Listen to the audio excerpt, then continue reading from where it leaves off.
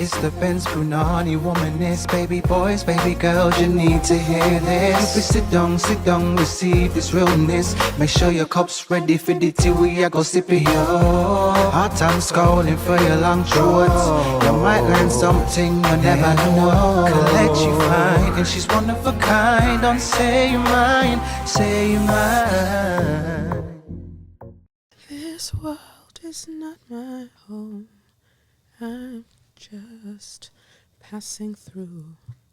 If heaven's not my home, then Lord, what will I do? The angels beckon me through heaven's open doors, and I can't feel at home in this world anymore. Well, I guess we're doing this again, aren't we? We're doing this again. Recording. And it's me, Kelechi, in the place to be. And you are listening to the very, very few episodes that are left of SYM, officially known as Say Your Mind, unofficially known as What? That's right, suck your mum. And better just get into it. How do I feel? Well, forgetting about how I feel. I've finally put my awards up, well, the awards that I have at the office. So Cultural Hero of the Year, as well as the Limitless Black Influence Awards, Politics 2023, Kelechi Okafor, the winner. So heavy on the award winning is really what I want to say. There are other awards at the Pole Studio, but I thought it would be nice to actually have some awards at the office as well. Next to my book, EdgeOfHere. So they're going to send that award winning energy to EdgeOfHere as well, because baby, it needs it. Okay? It's been an interesting old time. I'm very pleased that, that Saturn has stationed direct in Pisces, which means that I feel like I can write again. I don't know, because while Saturn was retrograde, I just couldn't. I cannot. But now I was just, and I love writing at night. It must be my Mercury in Scorpio. Fam, I love it. Like I was up at 1 a.m. and I was just like, yeah, this is my time to write. And it was flowing, words have a flow. So yeah, I'm happy that I'm getting that done. And then there's another piece of work that I need to get done. And then after that, I might just do a juicy little collection of essays, just, non-fiction, just talking up the things, and don't bid on it. Don't ask me about it. If you're a publisher listening to this, don't ask me about it if you know that you can't do what needs to be done when it's time to do it. Yeah? Because let me tell you, publishing has jaded me. Jesus Christ. Yuck. The world of publishing is so antiquated, so draconian. If I start speaking, I fear I will never stop. Every time I'm having to deal with certain things, I just feel a rage in my chest, because I'm just like, it actually doesn't need to be like this, because there's a simpler way to do this. But you live and you motherfucking learn, baby. But overall, I'm glad for the people that I get to work with. I just get irritated by institutions and institutional practices. But there are many things to come, and I'm very, very excited to be transitioning into another phase of making the kind of content that I want to make in more private realms. I just feel like it will allow for a vulnerability that I have to guard so diligently and so fiercely in the public online spaces. And I deserve better than that, because at the end of the day, like I'm always saying, I'm just a baby girl. Just a baby girl in a baby world. For those who don't actually know the song, you'll think that song is out of tune, and it's not. That's how it's sung. So you should get with the program. Well, not me hitting the mic. There isn't much to say apart from the fact that I've had my last week was pretty cute. I went to watch Past Lives. It was really good. I felt like the pacing was laboured, but I don't know if that's maybe a cultural thing that I was missing. But the pace of the film was a bit for me. I feel like it's the kind of film that I would like to watch, you know, on the sofa with a blanket over me, some snacks, you know, like really getting into it, maybe some candles, that sort of vibe. Like, I think that I would enjoy it then. But I was fighting for my life to stay awake. I'm just going to have to be honest. Because I feel like with my directorial hat on, there were just certain things I would have shifted timeline-wise. I just felt like it dragged on. But maybe the dragging on was to show how time dragged on between these two characters. So basically, they grew up in Korea together, and at the age of 12, she moves away. The girl moves away to Canada, and then after 12 years, they connect again. And they connect again, and then after those 12 years, then they meet up again for the first time after all of those years, basically like almost 24 years or something. And it was interesting to me because what transits happen, which planetary transits take 12 years? Jupiter. And then Jupiter also rules like travel and like far away places. If you think about Sagittarius, and I guess Sagittarius. And if you think about Pisces, like it likes far away places. So it's interesting that it was a 12-year cycle that they were working with. You know, astrology just finds you everywhere. And on that note, Wagga Wagga girls that like to make content about how bad the occult is and how bad, I feel like I'm even labouring this point, but I just felt like it needed to be said because conversations were happening online about it last week, and I really just tried to stay out of it because if I speak, everything's shut down. So I just thought, let me just not.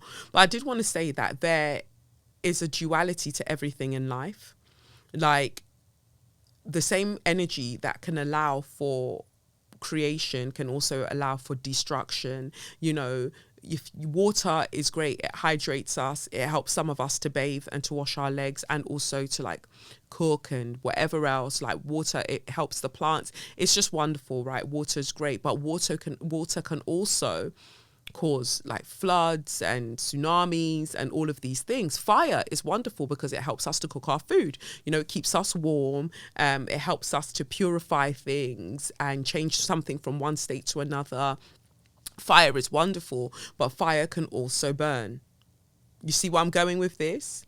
The most natural elements in our environment can do really great things and can also do really bad things. It comes down to what they are used for. So I say this because some of you are just like rotten in your left breast. Yeah, in your heart. In your heart, you're rotten. So any form of divination that you touch, whether it be a Bible, whether it be a tarot deck, heck, whether it's a knife and a fork or a spoon, you will only know how to use it for bad because you are a nasty piece of shit. That's what you're failing to understand. Because yoga, for instance, is an incredible ancient practice. But then when them white yoga pant wearing those colonizers rolled up, yoga became something else. Okay? So Christianity, great concept, brilliant concept, right? This radical man, born of God. Also, why did the conception have to be immaculate? Why couldn't Joseph and Mary had done foot upon shoulder and Jesus was a result of that and it still be equally as wonderful?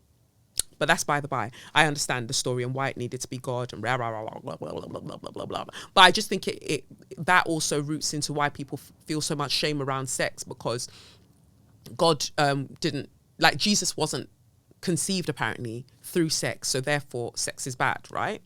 Anyway, that's just by the by. But what I wanted to say is Christianity, great concept. This radical man that was out there flipping tables, turning water into the wine and, you know, hanging out with them hoes. You know, he was having a great time, washing the man them's feet. Like, you know, Last Supper. Who cooked the Last Supper? That's actually the name of a book. You should look into it. But the Last Supper was also a ritual, is what I want to draw your attention to as well. Here's my body. This is my body broken for you. Take it and eat it, then you will see. Something. That you are alive in me. Yeah, you know. And then this is my blood poured out for you. Do not forget me. That you know, no. Of all the things that Catholic school did to me, what it did do to me is gave me bang girls. Yeah? It gave me, the Vatican is in like Italy, isn't it? How would I say it in Italian? I'll think about that. Bangers. I don't really know Italian like that. Not that I know French either. We'll think about it. Yeah. Bangeremoso. Catholic school gave me bangeremoso. You have bangers in France, and we have bangeremoso. Oh, is that Spanish? Anyway, you get what I mean anyway. But, Catholic school gave us some tunes. I would like some of these Catholic tunes with dancehall beats in the back. Oi! Oi! It'll be sick. I want a dancehall kind of version of our favourite Christmas songs from Catholic school. Yo, that would go off. It would absolutely go off. Yeah? Kelechi's Christmas carols, all spelt with a K. Oi! Why am I such a genius? For fuck's sake. Imagine being such a genius and then stuck on earth with Suella Braverman and Boris Johnson. And Keir Starmer. I'm going to throw that in there as well. Anyway, what was I saying before? The fact that like Christianity is a great concept, but then the Bible was also used, right, to enslave people, to justify colonialism.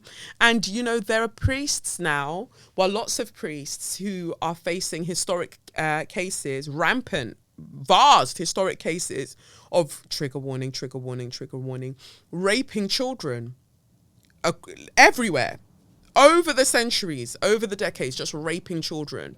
But here you are still shouting up and down about Christianity. You see what I'm saying? Because what I'm saying is that let's all face our front. That's all I'm saying. If you don't like it, you don't have to. Like, just face your front and focus on what you want to do. But just keep other things out of your mouth is what I'm saying. Because clearly people are lacking the critical thinking skills to understand that there are dualities and multiplicities in a lot of the kind of practices that we all choose to engage with. And it's funny because for me, I'm just a little bit of a buffet babe. I am interested in many truths. I am interested in a closer relationship with the divine.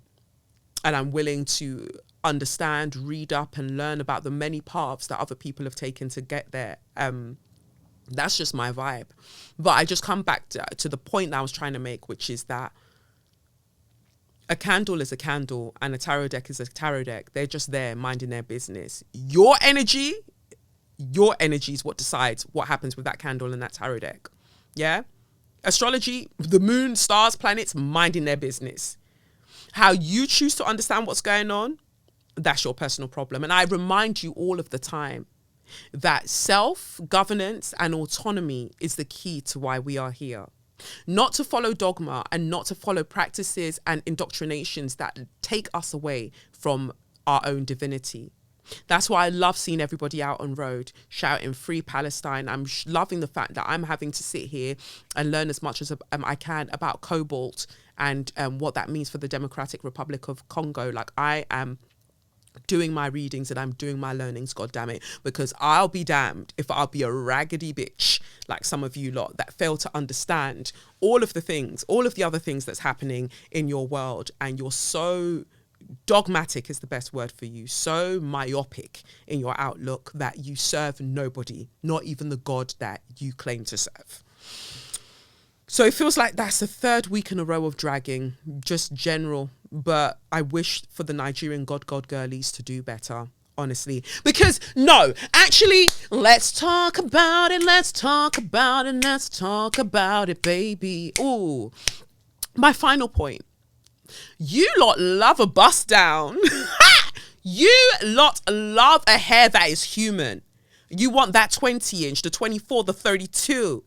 Ooh. You love a bust down. You love your waves, your locks to be flowing, tickling your ass crack. You love it. Then you'll dye it and you'll make a whole show, a whole shebang of going and having it glued onto your forehead. You fucking love it. Pray tell, darling, my darlings. Ooh, my glued up darlings. Jesus of the lace fronts. Where do they get the hair from? How's the hair sourced? Temples come to mind. Women in the global south shaving their heads and you're not concerned about that? Because we say oriwa, the chi sits at the top of your head, right? So that's your crown chakra, all of them things. You can't just let anybody be touching your head top, right? Or putting anything on your head top. But you don't mind that to assimilate to Eurocentric beauty standards. You don't mind that wherever the hair's gathered from, what's done to it, or the energy that holds. You don't mind that. But it's a deck of 78 cards. It's the moon and the stars and the planets that you have a problem with. Can you see where I'm going with this? You sound ridiculous. Ridiculoso, as they would say in Italy. Let that be the last time I have to address this subject, because if I have to address anybody directly, it will be a happy day in hell. Anyway, honestly, I don't even want to talk about it anymore. I just find it so boring. I find talking to people that aren't, and this is going to sound mad egocentric but I don't care at this point. Let's all speak our truth. I find it really exhausting and boring to speak to people who aren't as intelligent as I am. And I'm not even saying that I'm wildly intelligent, but there is just certain things that I know really, really well. A lot of things that I don't know well at all. But there are certain things, specific subjects that I know a lot about. And I know a lot about them, and I humble myself even with knowing all of these things, because I think that those who know do not speak, and those who speak do not know. Right? So I just try and mind my business, face my front. But when people want to be wrong and strong, it's like you just want to correct, but at the same time, you're like, actually, this is exhausting, because you're not actually going to learn anything. You're stuck thinking about the way that you think about life, the way that you think about life, and you're not going to change it. It's the same way I feel about racism. It's the same way I feel about patriarchy. There are just certain people, certain groups of people I'm not willing to engage in conversation with, because it will just be exhausting, because they're not going to change their views. You're not actually a Christian. You're a white supremacist in black skin. Think about that.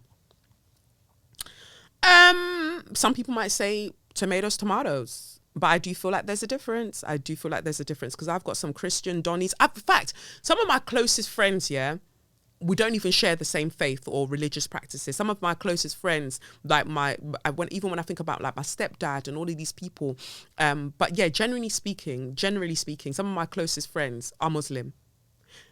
I ensure to honor them and their belief systems in any way that I can. You know, like I do my best. And if there's ever a time where it's like, oh, could we not do this because all right, cool, we don't do that then. I don't know. I just feel like anybody with sense and a soul and a heart has the capacity to hold space for other people's experiences and to respect those experiences, so long as it's not bringing harm to anybody. So I just don't understand how some of you can just like really be flapping your raggedy throats talking about things that you don't know anything about, just for the sake of what?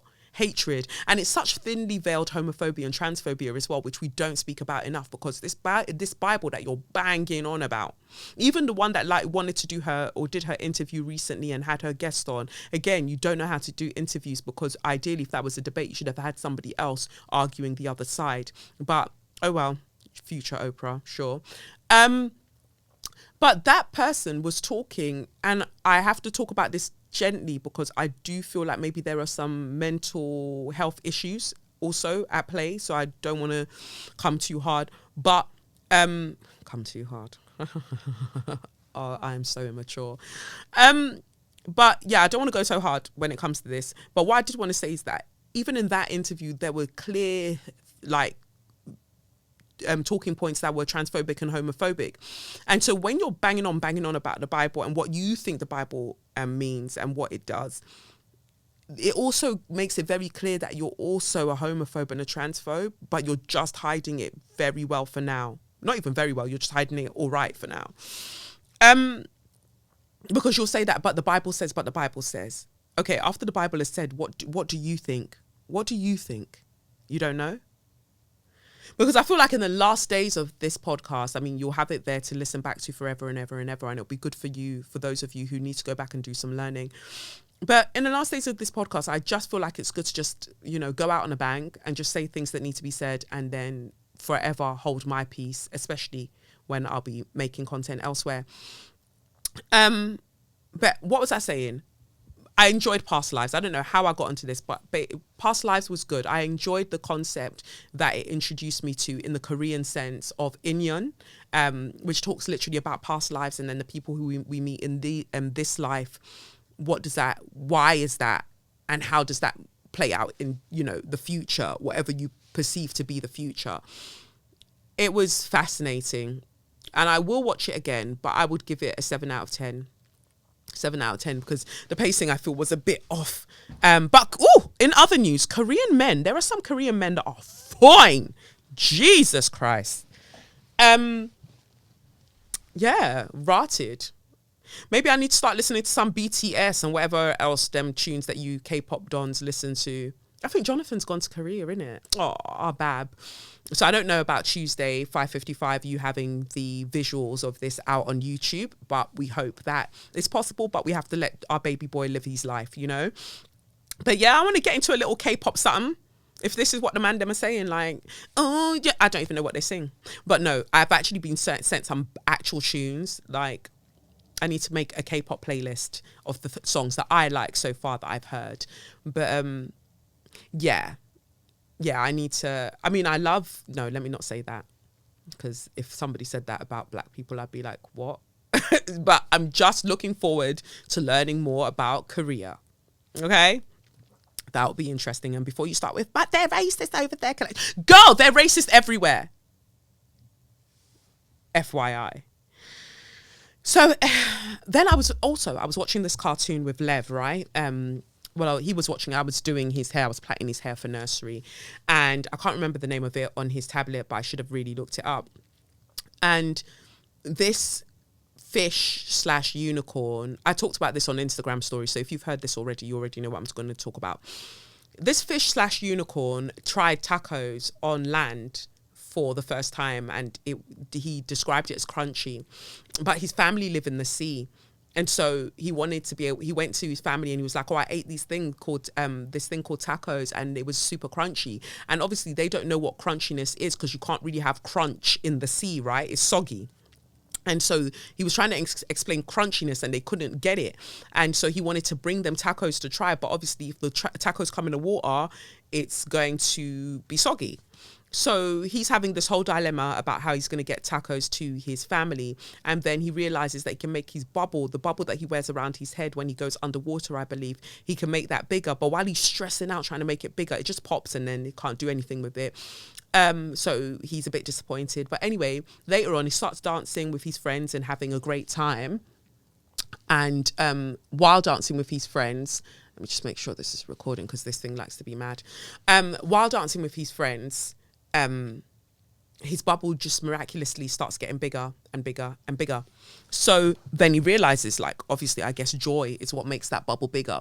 So he's able to put the tacos in the bubble around his head and then take it down to the sea for his family, and they're able to try the tacos. And then his mum is like, yeah, it's pleasant, it's cool. But his dad is like, oh my God, this is amazing. And so I was thinking about that, and I was thinking about how tacos to me is a metaphor for anything, but for me specifically was a metaphor about liberation. Like, how do you explain liberation? Literally what I was just talking about there in terms of the occult and whether it's astrology, tarot. Like, how do you explain liberation to people who don't understand what that looks like? Because the conditions that they exist within, liberation's not even a concept. It's not it couldn't ever be a possibility or a reality. So it's the equivalent of trying to explain crunchiness to somebody who's only ever lived in the sea, right? So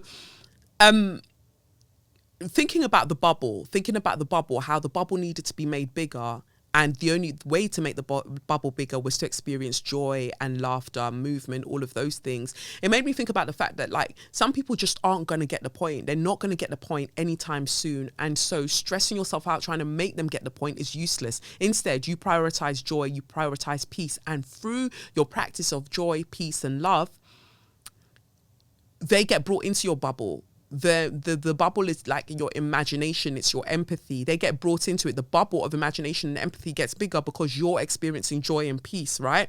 Because I feel like that's still a journey for me. I'm not gonna lie, I'm not there. I'm not all love and light, because sometimes I want to like light some of your asses up. But it's a gradual practice, it's an incremental practice, right? Because it's only through there, when you're able to invite them into your bubble for a little bit, they understand what liberation looks like, or what we're all working towards, because we're practicing the liberation, right? We don't know what it is because so many people are yet to have it. So we're practicing. The whole thing about rehearsing freedoms, right? We're just figuring it out amongst ourselves. So, yeah, I just wanted to share that cartoon concept with you all as we figure it out, because sometimes some people just don't understand. And that can be sad, but you've got to prioritize joy, peace, and love regardless. I'm not going to do a tarot reading today because I quite frankly, don't feel like it. I don't feel to share my energy in that way, but we thank the Most High that I'm actually here recording, because I could have just not done that either. Instead, I thought, why don't we look at some words that people have said about EdgeOfHere? Because I feel like it is a big deal. And I think because of all of the things I've been going through, like personally and professionally, I haven't really had a chance to... I feel like a lot of the good moments for this book have been stolen from me, whether from incompetence, lack of Jenny San Juan or fervor, or just people moving mad, personally, professionally. It just meant that I hadn't been able to celebrate in the way that I would have liked. But I did say that Kevin Morosky got me that beautiful bag, and there's been like cute little moments here and there. But I'm just trying to just kind of get into the groove now. Some people, I don't know whether it's because of the anti-racism talks I've been giving during Black History Month with different companies, or whether it's what I've been saying regarding Palestine, but some people have been going online and just like leaving like 2-star reviews on the book. It doesn't bother me because I know the book slaps, but it's just funny and how petty people can be. But anybody that's gone to do that, it will never be well with you. And I hope that at some point, if you accidentally end up underwater, that you just inhale really deeply and stay there. But anyway, back to this. Let's see what this says here. This is not about... Oh, well, this is a lovely... Well, should I save that for Share Your Magnificence? I think I can... Well, yeah, I guess we're moving into Share Your Magnificence then, because I don't really want to do a tarot reading. So we might as well just see what these letters are saying, because, you know, they be piling up. Dearest Kelechi, warmest hello from Los Angeles. I'm not here to seek tarot guidance, though I do appreciate what you beautifully unearth for others. It's too easy to feel like the Dickhead in Recovery deck was made for me, and I fully embrace it. I'm writing this shortly after you've announced your plan to end the SYM podcast next year. I seem to have a knack for finding and attaching to podcasts just as they announce their ending production. In between new episodes, I've started working my way back through the archive and have thoroughly laughed at your untethered Boris lambasting. Thanks. Always a pick-me-up. I also enjoy listening to the letters you receive from the many wonderful baby people who write in seeking advice and insight. As a baby girl, baby elder, staring down the barrel of 45 this month, I find that the guidance you give to 29-year-olds can be as relevant to those of us who still hang on to those earlier in life insecurities after 30, 35 and 40. That shit follows you for real, but it doesn't have to define you. To the beautiful baby people who are scared of turning 40, I get it. We carry the fear of not having accomplished what we'd hoped by the age, whatever the age is, until the success happens and we naturally end up attaching it to our worth. We are not what we do or don't accomplish. We are the legacy we leave behind. We are the lessons we learn and teach and the communities we help build. Do the thing, no matter where you are in life. I say this as someone who did the midlife career change after 40. Still struggling a bit, but definitely happier overall. Our entire lives are opportunities for us to remain students and stay learning. To do otherwise is to welcome stagnation into your life, and then you're where? Our lives are really too short to not fully try to create a better world. So thank you for all of the work you've done so far, Kelechi Okafor. I cannot wait to see what you accomplish next. And I loudly hope that a visit to Los Angeles is worked into said future plans. Definitely. May you prosper even greater, and may your work reach every corner it's intended to without difficulty. I share. One other thing. Thank you so fucking much for standing up against genocide with your whole chest. The global creative community really needs all voices very loudly on deck. Did you know there are currently more than 20 countries listed as genocide emergency, including Palestine, Sudan, Congo, Ethiopia, Mali, Colombia, and Afghanistan? I didn't. Then again, I'm in the part of the world whose tax dollars help fund it all, and that includes misleading journalistic practices. This country is afraid to face just how not free we are, because freedom is our brand. We are truly afraid to know just how privileged some of us really are, because to fully acknowledge one's own privilege is to make space for the guilt that some are too afraid to hold. Don't tell me we're free. Mass shootings continue with virtually no change to policy. We are not free. People here and abroad are staying sick and unhoused and violently oppressed. We are not free. People are still choosing to be silent in the face of unfolding and escalating extermination of several populations. We are not free. This country is having a moment of reckoning, and we are not free. Yeah, America's going to have its Pluto return. So, what now? Where do we go from here, now that everyone's masks are off? I suppose we're about to find out. More reckoning might be in the cards. Again, thank you for all you do, and I wish you nothing but large success to come. Keep doing you always. The world sorely needs it. Blessings on blessings. Thank you. And you're a photographer too. Okay, can't wait to see you in Los Angeles. Okay, here's the other letter. Dear Kelechi, EdgeOfHere, what a poignant title of such a profound collection of stories. Before I even started reading, I felt that I would feel parts of myself within your pages, as I often feel at the edge of something I'm very much a part of, whether because I do not feel seen or welcomed, or do not know where I fit in, but less of me and more about your book. From the Watchers, where we meet Chinonso and Ndidi, these souls that already know each other in this post-pandemic world. Through your words, I could see their spiritual and physical beauty, and I yearn to be deeply known and seen in this way. I loved how there was still some tentativeness initially, even through the knowing.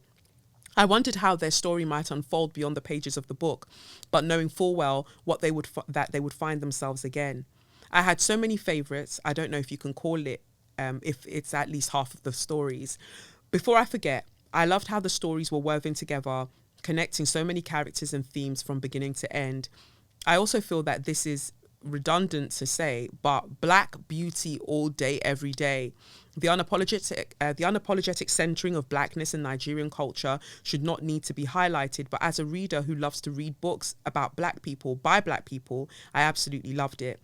Ally Chip enraged me so deeply for so many reasons. The way you so deftly documented Ally Chip fatigue and how it was being reported and being experienced made my blood boil, for the very reason of its truth and the deliberately blind way in which fingers were being pointed in the wrong direction. As an optometrist working in a hospital, setting these nonsense comments of Katerina and others to Emma and Dr. Mbatu reminded me of the daily quelling of casual racism from people who would offer to die to defend their very racist, non-racist ideologies. Hearing you read an excerpt from Bloom made the story even more beautiful, particularly as I remember the ethereal music that accompanied the reading. But I was not prepared for Ibi's story and the wonderful way that her and Folake are brought together in the end. Honestly, I cried so many tears throughout the whole book. Often I was entirely sure why. Whether joy, I was not entirely sure why, I think that's meant to say. Whether joy or sadness or a myriad of other emotions, your words touch me on so many ways, in so many ways, I think. Uterus Star, what a sinister twist. My heart broke after all of the anticipation of the girls for Aaliyah to find herself in such a hellhole. I keep trying to figure out who Rico was based on. Kanye West? Woo! Woo! The other man, my heart. Sadly for me, I saw something of me in Eve. Girl, I wouldn't have written it if I didn't see myself in Eve. Okay? I'm writing. The other man, let me just say this. The other man is written from a place of being a reformed man thief. So I have to own my truth for those who don't know why I write certain things. Because this is the thing. I don't try and take myself too seriously. I feel like sometimes I can come across as very severe, very intense, very serious, but I'm generally rather chaotic. And those who know me deeply just know that I just fly by the seat of my pants. Like, I just do whatever. But the other man needed to be written, and written with compassion, like not judging Eve, you know, but also just writing what needed to be written. But anyway, back to this. The other man, my heart. Sadly for me, I saw something of me in Eve, holding back for so long, only to entrust her heart to a man who didn't deserve it and wasn't free to give the love that he promised. Or maybe that's a personal fear of mine. But either way, what does it say about relationships and the validity of them? Does the joy that Eve felt not count because she found out Jordan wasn't the man that she was led to believe he was? But to find out like that in an ancestry search, oh, Kelechi, too much pain. How is she related to his wife? That would be telling. Nikki and Luke from Broome. Luke/Wukash. How could I forget them? Luke is everything I fear in, as my sister puts it, race agnostic relationships. Luke and his pals are the worst, but those Brooms, thunder, fire, their bumholes and the rest. But my absolute favourite was the last story you left us with, Councilwoman. I loved every word of this story. Simi and Huda in their youth and through the ages, and seeing how Simi evolves as a person and a celestial being. I read this last one on a train at about 1 a.m. I just cried the whole way through. Such deep love and courage I could only dream of, and boy, did you allow me to dream. I'm sure I'm not the only person who saw this, but for me, you are Simi, and we are enamored to have you here with us on this plane for however long it is. Thank you again, Kelechi, for your gift of words. I could say so much more, but also feel like there is nothing else that needs to be said. Much love. Thank you, baby girl. Thank you. I love that. Yeah, Councilwoman is a mix of like... Councilwoman's interesting because Councilwoman is a mix of different aspects of me. So Simi and Huda are actually one person in my mind, in my heart. So Huda, I guess, represents my more outer facing, my more public facing self. And Simi represents the kind of spiritual, caught up in the physical realm aspect of myself as well. And, you know, when Simi says that one day she'll meet Huda again, it's that, isn't it? And that Huda being being in another room and never being too far away, I feel like it's a representation of our consciousness, what we know and what we forget that we know. But then also, apart from that, put into these women's bodies, it was a celebration of sapphic love, of queer love, and wanting to do that. And I always find it interesting when people are like, oh, Kelechi, you're just such a great ally for putting these stories in. And I was just like, I've told you about allyship, right? Told you about allyship. I'm not an ally. I'm writing from knowing, okay? If for those who needed it spelled out. But either way, I hope that you enjoyed that. And then who else? There was another letter that I saw that I thought was gorgeous. Here we go. This is from our baby girl. No, I don't know if I can say. Anyway, let me read it. I don't read a lot of fiction, mostly because my heart is so connected to my imagination and words on the page deeply affect me. The worlds that really great fiction authors build stay with me for a long time.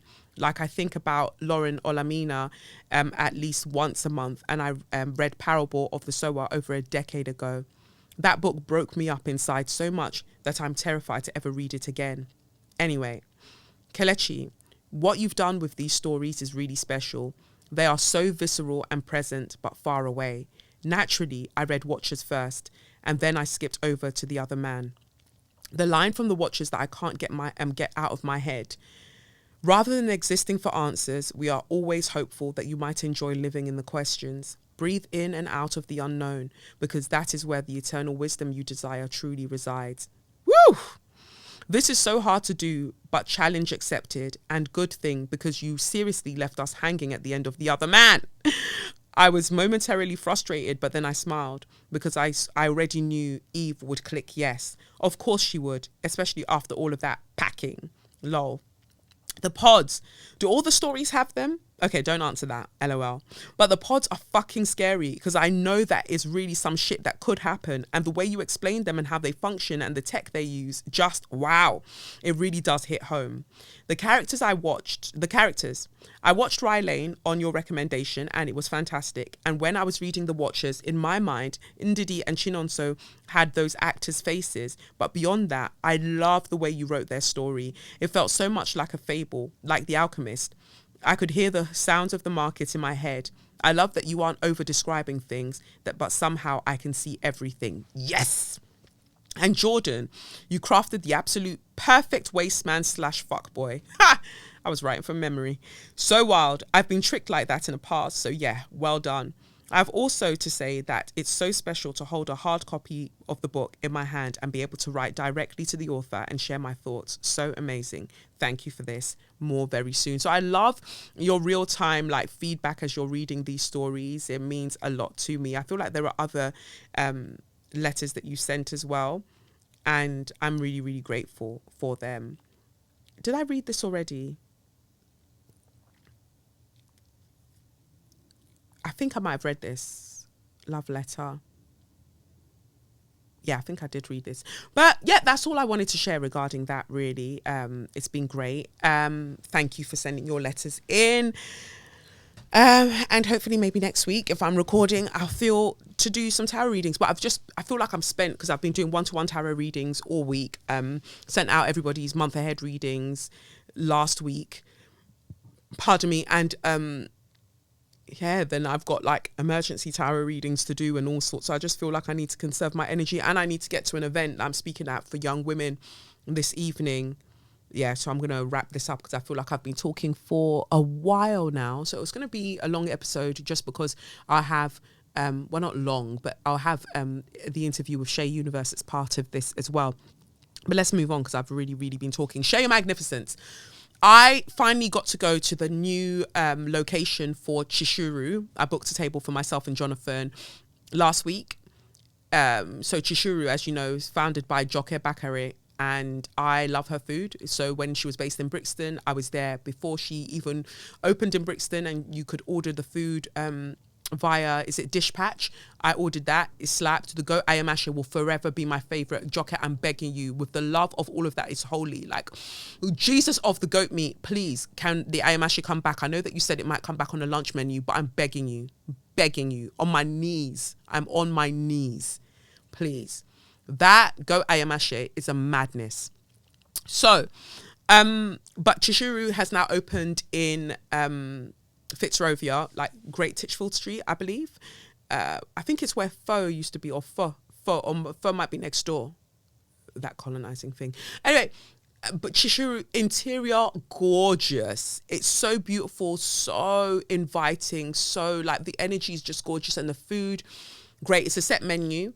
I think it's £65 for the dinner menu. I think the lunch menu is £35, but everything that came out was banger after banger after banger.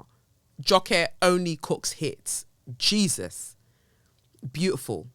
And I love the pottery that was made by a friend of Joke's as well, I think. But Joke, just big up yourself because you're a Nigerian woman really out here in the culinary scene that is predominantly white and male, and you're just like fucking up the base. And I absolutely love that for you. I'm so, so honored to be able to eat your food, to be able to like patronize your venues. Like, it just means the world to me. So keep on. And the new cocktails, I have to come back and just try a lot of the cocktails. Not all at once because I'm not drinking in that way. But yeah, I want to try a couple more because I had a pineapple cocktail type of vibe when I was there, slapped. But there's a spicy okra one that I want to get involved with. I want to see what that's saying. Would love some more non-alcoholic options as well, especially since we've got like the non-alcoholic gins now, and you know, we've got more non-alcoholic spirits now, so it'll be good to see that played around with as well, with a little mingling of hibiscus or sorrel, you know, just hook us up. But like the food that I had was beautiful. The guinea fowl was beautifully cooked. I just enjoyed the whole thing, and I look forward to going back. They're not open at the weekend, and once Jocket explained to me why they're not open at the weekend, in order to honour the people who work there who have like families as in children and things like that, it makes sense. Like, you lot will survive. You can eat there Monday to Friday, Saturday, Sunday, go find something else to do. It's not that deep. So well, without much ado, I've said enough.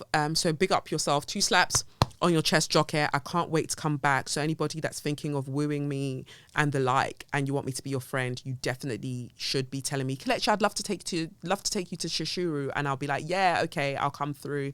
But obviously, don't be weird. Okay, so that's that. Let's get into the interview with Shaé Universe. Shaé Universe has a new song out called Love of My Life. I was talking to her about Passenger Princess because I love that song. Shaé Universe, you would have remembered her from the live show that we had at Sadler's Wells. Gorgeous voice. My God, her voice is phenomenal, and she's such a baby girl. So go and enjoy the interview, and I'll catch you in a bit. Baby girl, thank you so much for joining me again on Say Your Mind. Not only did we have your incredible voice at Sadler's Wells, thank you so much for being a part of the live show. Like, people love you so much, and rightly so. You are one of the biggest talents that we have in the UK, and it's so sick to be able to share this platform with you, whether it's the live show in front of all of those people or, you know, online here, you know, talking to you again. Shaé, baby girl Universe. Shaé Universe, thank you for joining me. How are you? I'm doing great. Wow, that was such an introduction. I'm doing amazing, and the energy you're giving me is just like, I love it. I'm bouncing off it. I feel good. I feel amazing. How do you feel? I'm good. I'm in a great space. I'm always so excited to have people that I really enjoy on the show, and so it's great to be chatting with you. I thought, you know, this quick fire conversation ahead of all of the wonderful things that you're doing. Congratulations on your Coloured show. When I said yes, Britain to the world. Thank you so much. Thank you so much. I really appreciate you. No, it goes without saying, because you're just very wonderful. And looking at the trajectory of your career, I think what I find so amazing whenever I see you on socials, whether it's Insta or Twitter, I live vicariously through you, because I love seeing your firsts, like the first Colours show. I love seeing when you went to, you know, just LA, and just the excitement of all your first times. It's so wonderful. Like, it feels like we're all winning with you. How has it been feeling for you, that whole process of like, my first this, like, you'll post screenshots of things and you're like, I remember when I said I wanted this, and now I've got it. Like, how was that? Wow. Well, first of all, that is so kind and so sweet. And I feel like, especially in this day and age, it's so like special when you come across people who are able to live vicariously through you and are genuinely able to be happy for you, you know? So thank you for that. And in terms of how it's been for me, it's honestly just been quite surreal, to be honest. I'm one of those people that just celebrates every step of the way. You know, it can be hard when you're a perfectionist, and as a creative, you're always striving for more, and you want, okay, what's next? But it's become increasingly important to me to celebrate everything that happens, because at some point, even the smallest thing, I was praying for that, you know, and now these are things that are just being ticked off my list. So yeah, it feels amazing. And I think as well, it makes me really be grateful for the groundwork that I've done. You know, it's not been a fast ascension for me. It's been a gradual process of me building. And it's in moments like these, when I'm celebrating my first colours or my first whatever, that I see the groundwork that I've done through everyone coming out and showing their support. So it's been amazing. That's wonderful. That's really, really wonderful to know. I want to talk about that groundwork really, really quickly, because I can stand 10 toes down on the fact that your voice, there's nobody with your voice in the UK. Your voice, I remember I came to one of Brent's events. It was the New Black event. And then you were singing an Amy Winehouse cover. And I was just like, I think it was before you even went, before people arrived, you were just, doing a sound check. And I was like, sound check, yeah. I was like, her? Like, what? I was like, okay, I'm invested. I am invested. I will not leave this place today. I'm invested. I actually remember that so clearly. I was literally doing sound check, and then it's like you came into the room and I was just like, oh my God. Like, that was a crazy experience. That was the first time I think I met you, like, in person. Yeah, actually. that's the first time we met in person, and the vibe was just really, really vibing. Like, your voice is phenomenal. I don't think we can tell artists like you enough, like your control, like your pacing, your tonality, like your power, but then at the same time the control, like I said, control, girl, just like your melodic kind of je ne sais quoi. The girls are gagged, they're gagged. So, but I hear in that church, because I feel like people learn that control in the church. Right. And Absolutely. then I was reading and I was like, it's like your mum was the gospel, not even just a gospel singer. Your mum was the leader of the choir, right? Yeah, she was. And for a very long time, I supported her in the choir. And that's exactly what you said. That's literally how I formed my musical ear, how I guess I developed my voice and just my tonality and the musical choices that I make. It really all stemmed from church, honestly. Wow. It's beautiful. It is so, so beautiful. I wanted to speak to you quickly about Passenger Princess. I love the metaphors. I love the metaphors in the song. Thank you.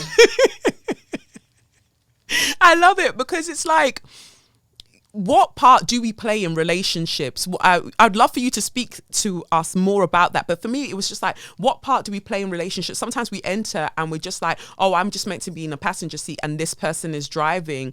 And sometimes we do backseat things, but this person is the one that's driving the thing, where it's just like, well, no, like I'm going to navigate something, like we're going to have to work this out together. Otherwise, this is going to break down.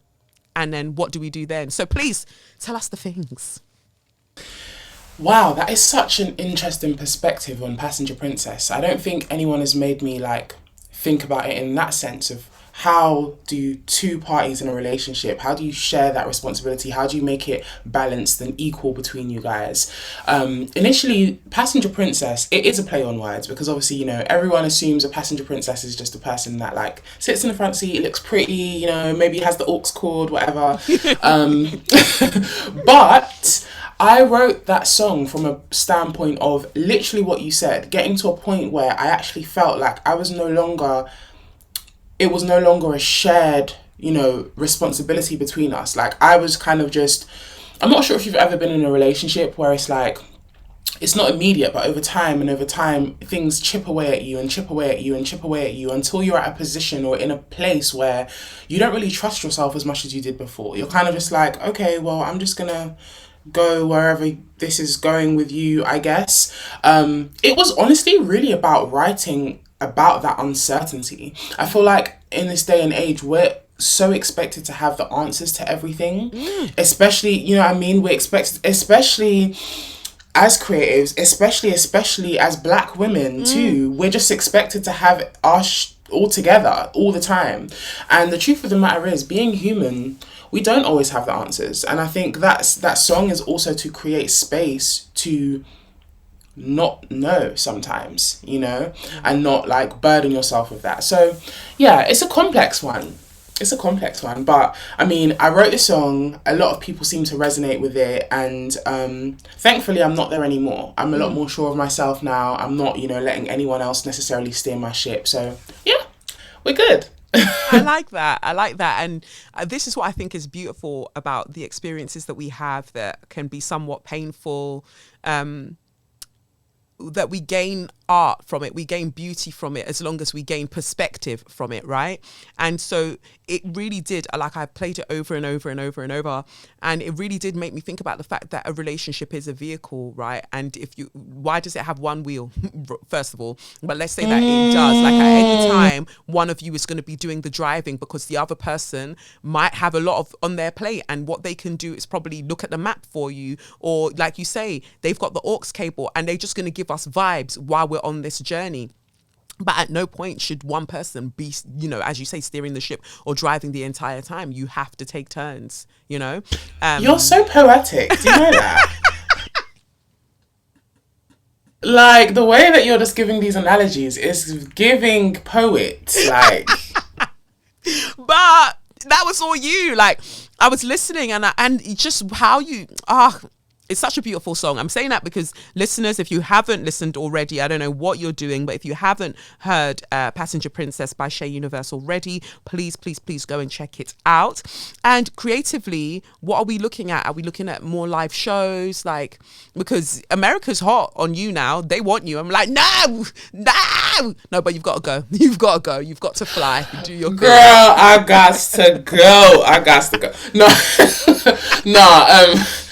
I love the UK, don't get me wrong, obviously there's my roots and stuff, but I think, again, I definitely want to conquer wider horizons, so trying to break into the American market. I've already started to, really, but really breaking into the American market is kind of my next venture now. In terms of shows, I actually don't really have any other shows for the rest of the year, apart from I'm actually performing in Nigeria for the first time ever, which is, that's like super, super exciting. Obviously that's like my homeland, and I'm a bit nervous because I feel like Nigerians generally, they're quite hard to please, and they're very blunt and very honest. So if they don't like you, you will know they don't like you. So but I'm sure it'll be fine. It'll be fine. That's in December, and then most of the things honestly start from next year, really. Okay. So Passenger Princess, the songs I've been releasing recently, the colours and stuff, all of that is part of a rollout. So I'm in rollout season right now. The project I have coming is top of next year, and then after that, hopefully, a whole bunch of shows, maybe even some tours and stuff. So yeah, I'm excited, very excited. That's wonderful. And Nigeria, it's mad because when you were saying about, conquering wider horizons and things like that, I was like, I need an Afrobeats collab. I need a sick Afrobeats collab. And you were like, I'm going to Nigeria. I was like, look at that. The synergy. The vibes. The synergy, the vibes. But Nigeria will be a whole lot of fun. They will absolutely love you. You're gorgeous. Your voice is incredible. So I know. Thank you so much. I know it's going to be a vibe. So to close us out, thank you so much for giving us your energy. I don't know if you usually need to do vocal warm-ups before you do these things, but could you give us like a little line, a singing line from one of your favorite songs? I would hope for Passenger Princess. Like, I love that. But anything, just a little line that you can sing for us before you leave us today. Okay. I'm actually not going to do one of my own songs, funnily enough, but this is a song that I always kind of sing when I'm starting shows out, because this is one of my favourite songs, and it's a line from Sweet Love by Anita Baker. So, here we go. I'm in love, sweet love. Hear me calling out your name. Said I have no shame. I'm in love. There we go. Okay, that's fine. Whatever. Just leave us gagged. Leave us without scalps. That is totally okay. You are in charge. We are the passengers. We are the passenger princesses. You've taken our scalps. Have it. Have it. You just like, I'll just do a little something. What? The runs? The tonal shifts? Are we all right? I need to check in on the listeners and make sure that they're okay. But honestly, thank you, Shaé. You are a wonder, and we're in full support of you. And I wish you like all of the blessings, all of the great things, that all of your desires, your deepest desires, as they align with your highest good, that you achieve every single one. Like, you have always been a star, and I'm so, so glad that even more of the world is seeing the star that you are. Thank you. Thank you so much. It's been an absolute pleasure, and I just appreciate you. I appreciate you so much. Thank you. Well, hope you enjoyed that. The vibes were really vibing. And come on. I said, sis, can you just sing us a little song? And then she just took off our entire scalp. Like, is that fair? Is that, Shaé, is that fair? And I love your name as well, Shaé Universe, because it reminds me of Steven Universe, and that's one of my favourite shows. I love Steven Universe. But, you know, the ethereal beings, the celestial babes, the celestial baby people, we're just out here doing what we do. You must have Pisces placements, because that voice is a madness. Wow, 2 slaps on your chest. Shaé Universe, thank you so much for coming through. Everybody go and stream Love of My Life. Also stream Passenger Princess, because it's cute. And if you haven't watched the Colours performance by Shaé Universe, definitely go and watch that too. So large up your chest. Wonderful, wonderful babe. Let's get into So You Mad. So You Mad, last week, KC3, also known as King Charles III, the son of Lizard Breath, went to Kenya. He went with his side chick in residence, Camilla Parker, blow my back out, and they were visiting Kenya on some colonial nostalgia shit. And they were doing things, didn't really want to apologize for colonialism, but were stretching their haggard skin and thin lips to be there anyway, which I thought was really interesting, because they said that they've got a long running close relationship with Kenya. I wonder how that relationship was formed. Was it consensual? But with that being said, it says here, one of Kenya's most senior politicians says moves are underway to amend the country's defence agreement with the UK following the alleged, trigger warning. Following the alleged murder of a Kenyan woman by British soldiers. Agnes Wanjiru was killed in 2012 and her body dumped in a septic tank. An inquest held in 2019 concluded she had been murdered by one or more British soldiers. But 11 years on, no one has been brought to justice. To coincide with the state visit to Kenya, the family of Ms. Wanjiru wrote to the king, that's KC3. Kenya's Prime Cabinet Minister, Musalia Mudavadi, told Sky News that the death of Ms. Wanjiru was regrettable and should never have happened. He said a joint investigation is still ongoing and said moves are underway to ensure any suspects cannot escape justice.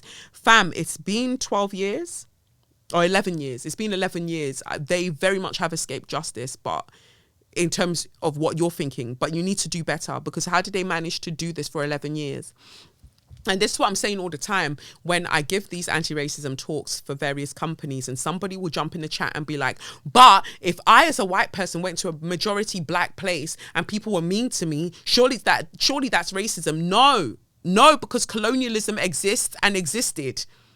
So even now with the police, why do I keep saying police? Because they're all one demonic force.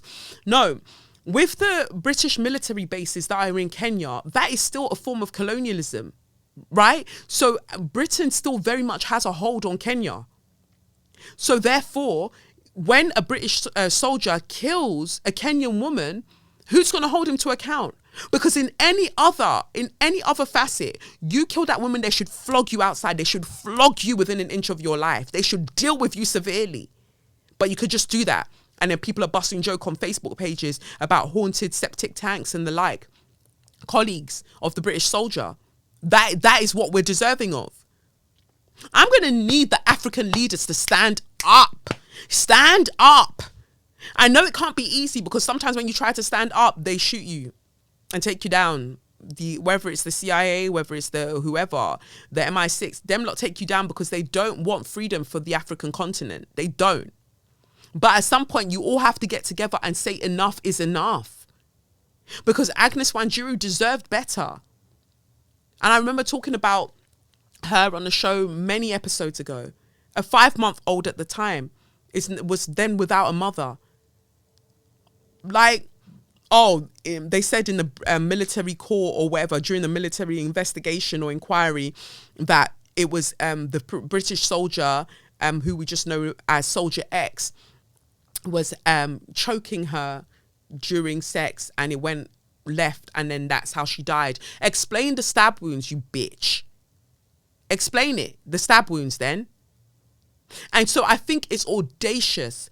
Like it's audacious, it's caucacious that KC3 and Camilla Parker Blow My Back Out can roll up in Kenya, and you are the head of the Ross Clark military. Isn't that what they call you, the British military?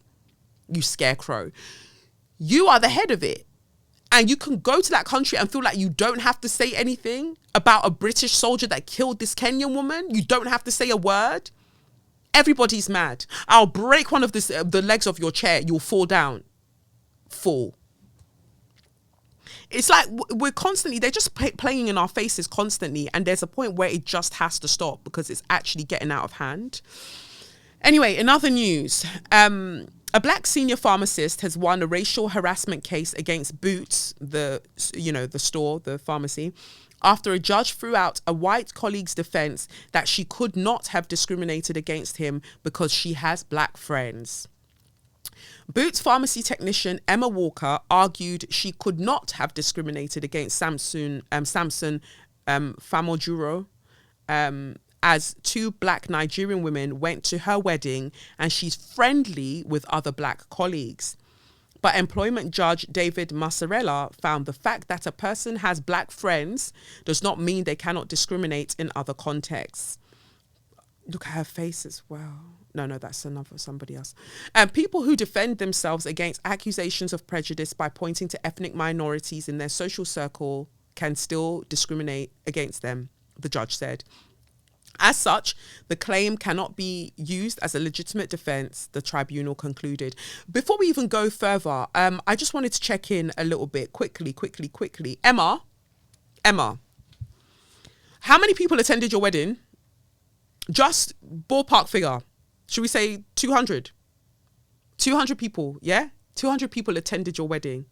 And then you had 2 black people attend. Out of 200, roughly.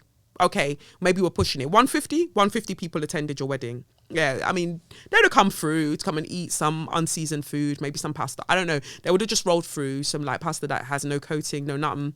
They would just come through. Lots of bread.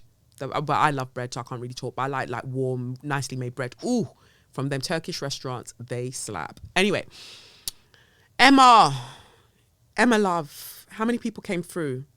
I'm back in 150. Out of 150, 2 people were black. Can you see where I'm going with this? Can you see where I'm going? If you, out of 150 people, can only invite 2 black people, you're racist.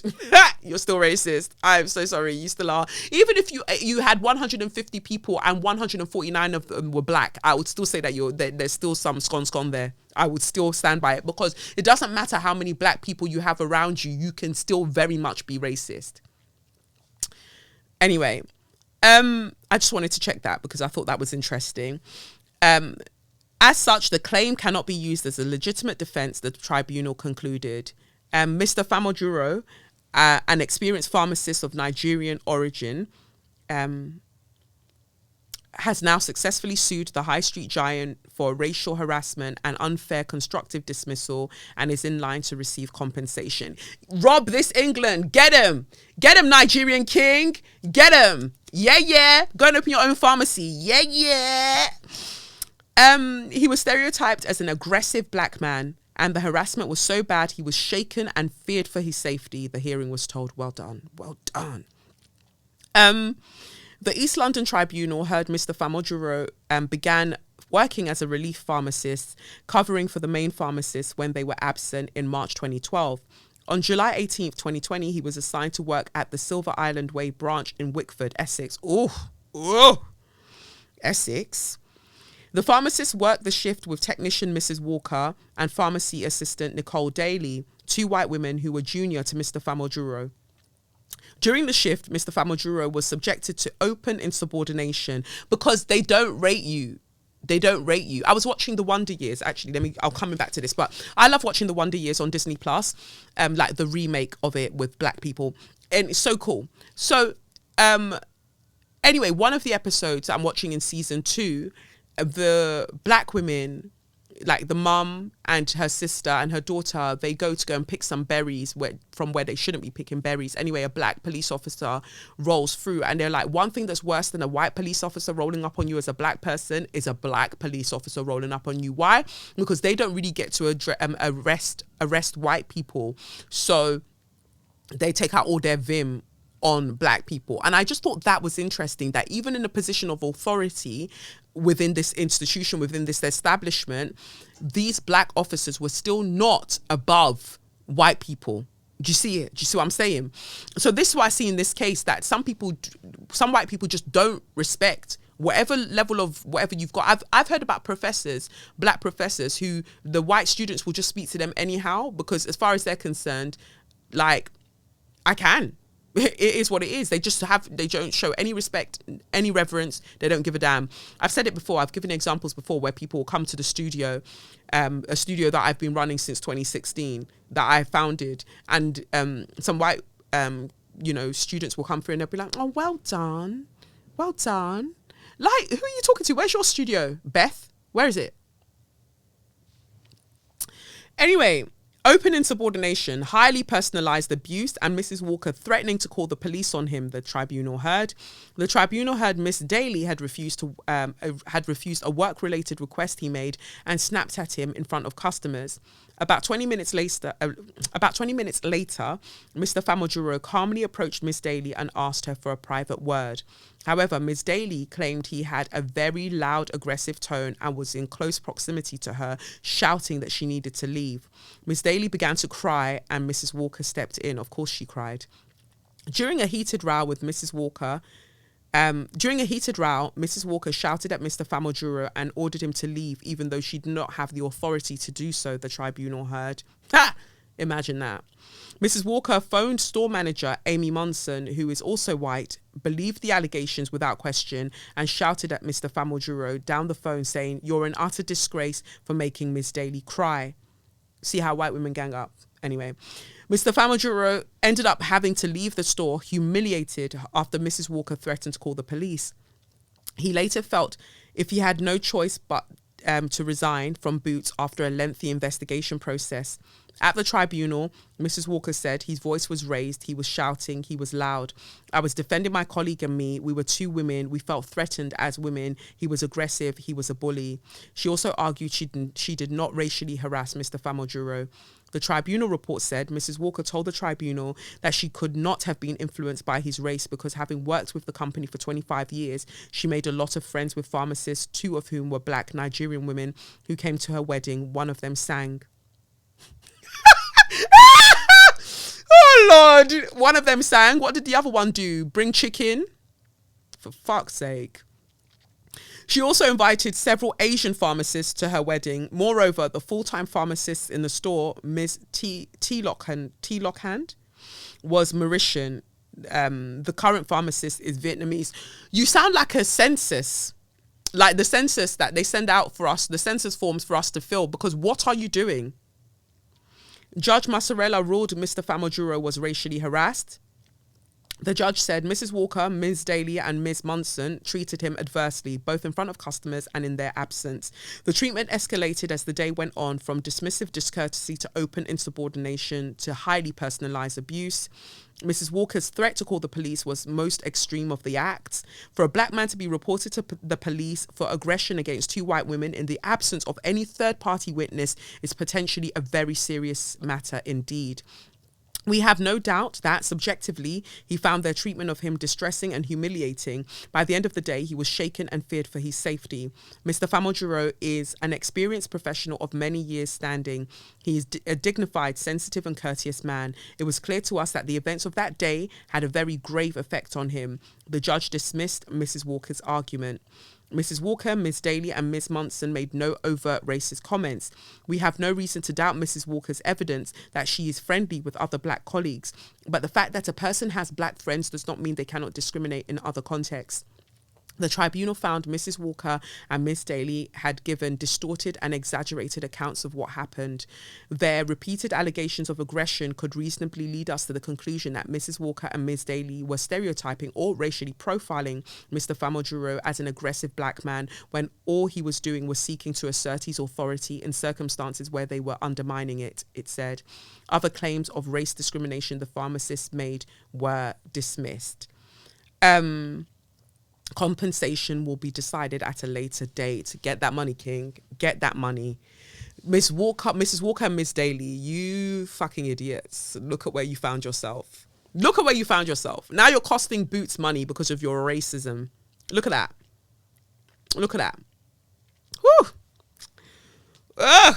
It's going to be much harder to pay off that wedding that you had 2 black people at when you have no job. Good luck. Satan's speed, because it won't be God's. Anyway, I wanted to share that. And then my last one for So You Mad, Rich Paul. So Rich Paul is the sports agent, like super successful sports agent who has been with Adele, you know, the singer. Never mind, I'll find someone like you. Well, she found someone. She found a rich man, a rich black man. She's living life.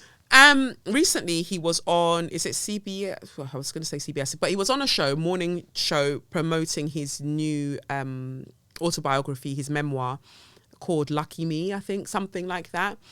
And when he was promoting it, he was asked by Gayle King and 2 other presenters about Adele. And, you know, rumours that they're married, because she referred to him as her husband during her residency. I think, was it in Vegas? She has a residency. She had a residency somewhere. And she referred to him as her husband. And she was recently seen wearing like a bling bling ring. So people are like, oh, did they get married? And, you know, they asked him about it. And he was very kind of like stoic, very direct, didn't want to elaborate too much. And the internet girlies and boyos, the internet people, the internet folk have been eating him up. They've been gobbling him up because they were like, men are embarrassed, like just embarrassing. How will you not claim a whole Adele? What are you doing? For me, I've always seen her ending up with a black man. You know, there's just some signifiers that you're just like, that one, she was made for the blacks. She was made for the mans, the black mans. But it's just, I don't know. On this one, on this one, I might have to disagree with the general public. Why do I say that? Because he's a Sagittarian man. 1, she's a Taurus woman. I don't know their entire birth charts and I'm not asked to go and look it up. And I don't want to see anyway. But the reason I say that is because as a Taurus sun woman, she's going to do best, shine brightest with a man who's got his own money. So that's great. As a Sagittarius man, you know, he has a Sagittarius sun. There was likely some kind of distance or detachment from his father. The sun represents father in astrology. That's what I think anyway, or some kind of parental figure. There was some kind of distance because Sagittarius usually would see in the 9th house, foreign places, far, far. That's the vibe that I get anyway. He'll be he's a fire sign, she's an earth sign, so they work. But because of that distance, that detachment, I don't think that he would talk about his relationship in that way. He must have Scorpio placements as well, because or 12th house placements. Because you ask me the same question and you're going to get a similar answer. In all the years that I've been doing this podcast, I got married, moving to a divorce, had a son. My son's thriving, doing his thing. But have I come here to share my business with you? No, because I could talk about everything else without talking about that. So I've got, what is it? I think Uranus and what else? I've got some planets in Sagittarius. But I'm just not going to come and share my thing. Saturn in Sagittarius, Saturn and Uranus I've got in Sagittarius. I'm just not going to come and share my things because it's none of your business. Like, and I also think, like, let's go off what he actually said, regardless of the video and how he said it. Let's go off what he said. Well, he says here, At this point, Adele and Rich have been together for almost 3 years. They were friends first and became a couple in 2021. Last year, Adele told Elle that she was head over heels for Rich. Beyond, she said, "I've never been in love like this. I'm obsessed with him." They've even sparked marriage rumors after Adele referred to Rich as her husband at her Vegas residency in September.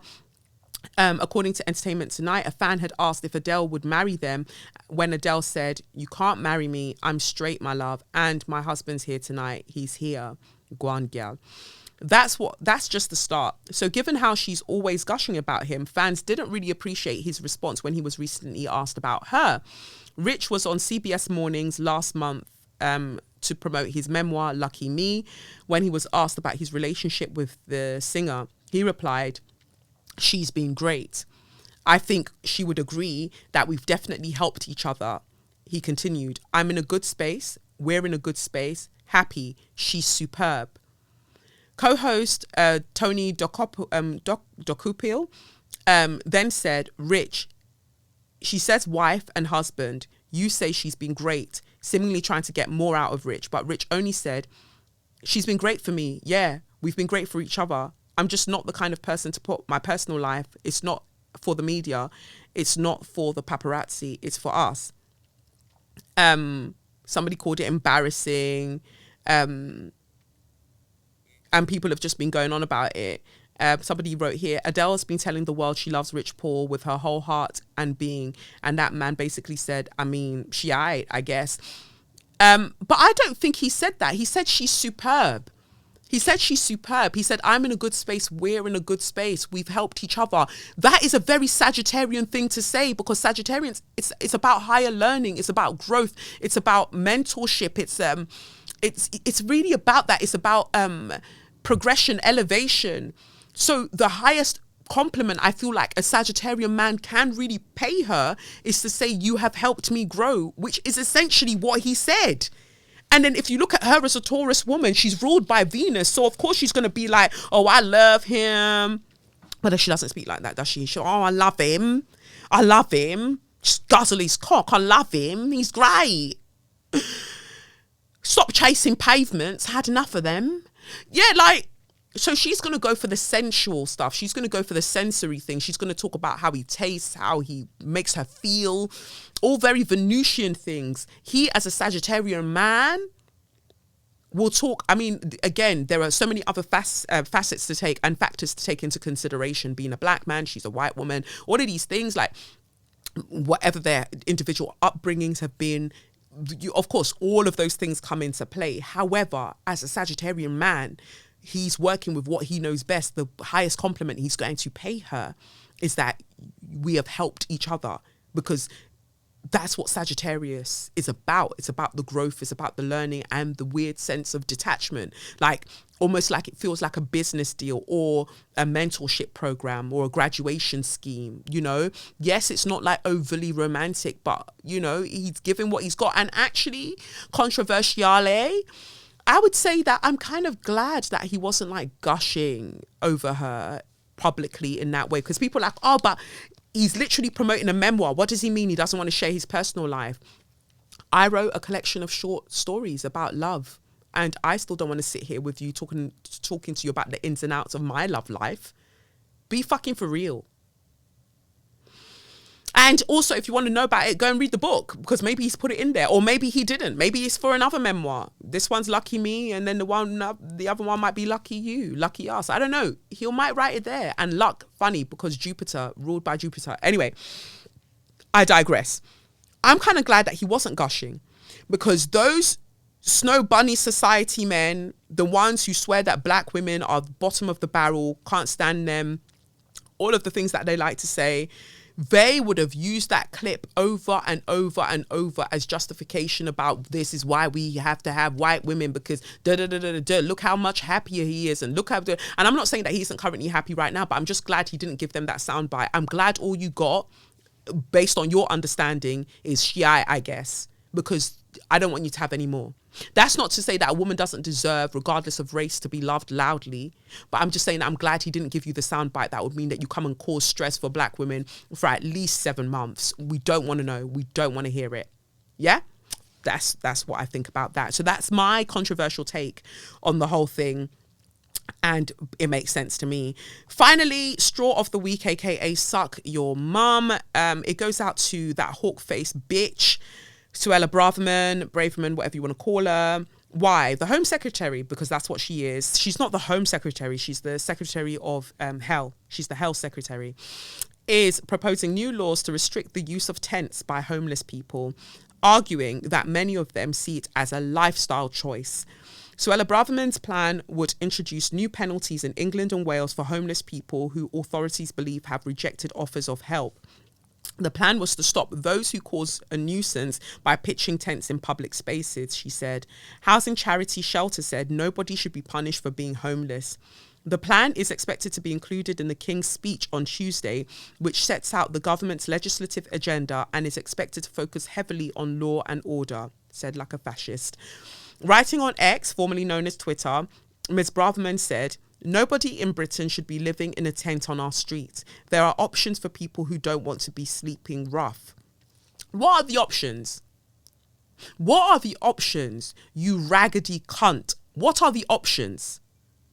People are struggling to get housing left, right and centre. All of these places are being built and they're just left empty. The monarchy have how many palaces? Like, people are struggling. They didn't choose to just go and sleep out on road in a fucking cold in a tent as a lifestyle choice, you bitch. She said the government would always support those who are genuinely homeless because there's a way of being, you know, not genuinely homeless and faking homelessness or faking houselessness. But added, we cannot allow our streets to be taken over by rows of tents occupied by people, many of them from abroad. And you're a lying cunt for that as well, because the majority of people who are sleeping rough are white British people, because you're trying to tie in xenophobia into your fuckery, because you know that the British psyche, the moment that they hear that somebody is a migrant or anything else, they are willing to say no humanity for them. Yeah, do what you need to do, not realizing that they're playing themselves in the long run. So you're using the British public's xenophobia to play them against themselves, because there aren't many of those people, because you're not letting them in, because you're letting them drown in the channel, you bitch. She added, what I want to stop and what the law-abiding majority of us want to stop is those who cause nuisance and distress to other people by pitching tents in public places, aggressively begging, stealing, taking drugs, littering and blighting our communities. But this sounds like your government. Aggressively begging, stealing, taking drugs, littering and blighting our communities. That sounds like your cabinet. So what now? Unless action is taken, she said, British cities will go the way of places in the US like San Francisco and Los Angeles, where weak policies have led to an explosion of crime, drug taking and squalor. I hope that Kamala Harris slaps your face. That's what I hope. But what you're pointing out here is the real-time repercussions of white supremacist ideology and capitalism. That's what you're pointing out. It's not weak policies. It's the fact that if you say that these groups of people, this small group of people are going to have a lot, it means this large group of people are going to have nothing. Keep up. Yeah? That's how it works. But here I am explaining economics to you, you sour-faced cunt. Anyway. Polly Neat, chief executive of Shelter, said, living on the streets is not a lifestyle choice. She added, homelessness happens when housing policy fails and boils down to the people not being able to afford to live anywhere. People can't live anywhere. People are living in their cars. People are struggling out here. But you come out and say all of these things because you can call something a lifestyle choice if you're so far removed from the choices that people have to make. The things you do are a lifestyle choice because of the privilege and the money that you have. The other things that the rest of us do is out of necessity. So, Suella, I really just want to pray over your life that destruction and misery should find you immediately in order to get you to cease this behavior. Because I don't know who is funding you and Keir Starmer and David Lammy, but you have all been moving mad. Rishi Sunak including. You lot have been moving mad. And it goes to show what money can do. Because you really, common sense out the window, compassion out the window, empathy out the window, integrity out the window. At this point, just break the fucking house down. It's a mess. But anyway, that's me. That's all I wanted to say. It's been real.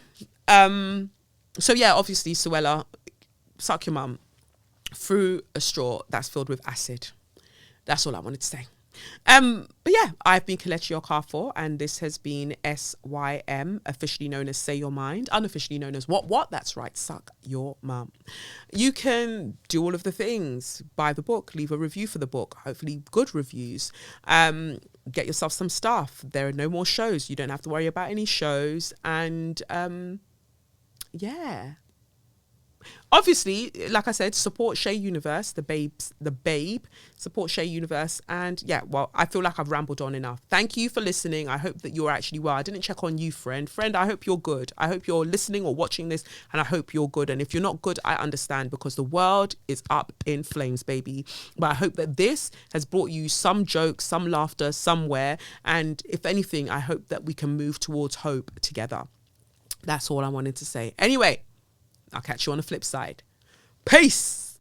It's the Benz Brunani womanist, baby boys, baby girls, you need to hear this. If you sit down, receive this realness. Make sure your cup's ready for the tea, we are go sip it, yo. Hard time scrolling for your long shorts. You might learn something you never know. Kelechi fine, and she's one of a kind. Don't say your mind, say your mind.